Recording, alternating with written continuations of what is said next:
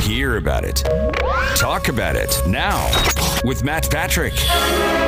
Paul Hutchins is an author who has a new book out called Hubble Reveals Creation by an Awe-Inspiring Power. And he joins us right now. Paul, welcome to Houston's Morning News, sir. Good to have you with us. Hey, how you doing this morning? Doing very well.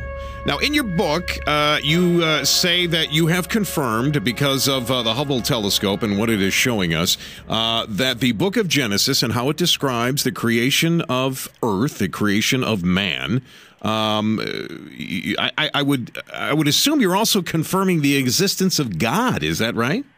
That's what it appears to point to. I mean, the information that I got from NASA in my research was from a Dr. Charles Beckham, who had helped produce information that was based on Hubble and Spitzer telescopes when back in 2004 they pointed them toward old planets and young planets, and what they found in the young planets that there was large debris of dust rotating around the planets, and the older planets where they felt that there was already, are the stars I'm talking about.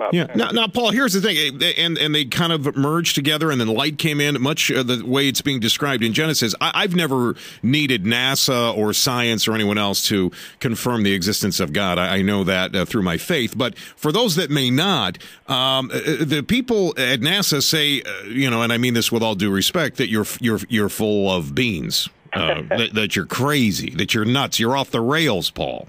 Well, if you take and look at their video and you read the scripture there, Genesis 1, verse 2 and 3, where it says the earth proved to be formless and waste, and there was darkness upon the earth, and then it says, then there was light, and you look at that video, what you're reading actually is depicted in the video that NASA put together. But Paul, aren't we on a slippery slope here if we're trying to use science to prove the existence of God? I'm not so comfortable with that. Well, here's the question.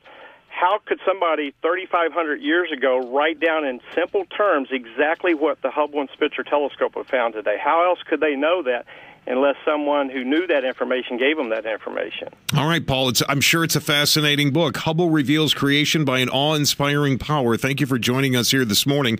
Author Paul Hutchins on Houston's Morning News. You heard it here first on this show. Paul says God exists. He can prove it through the Hubble and Spitzer telescopes.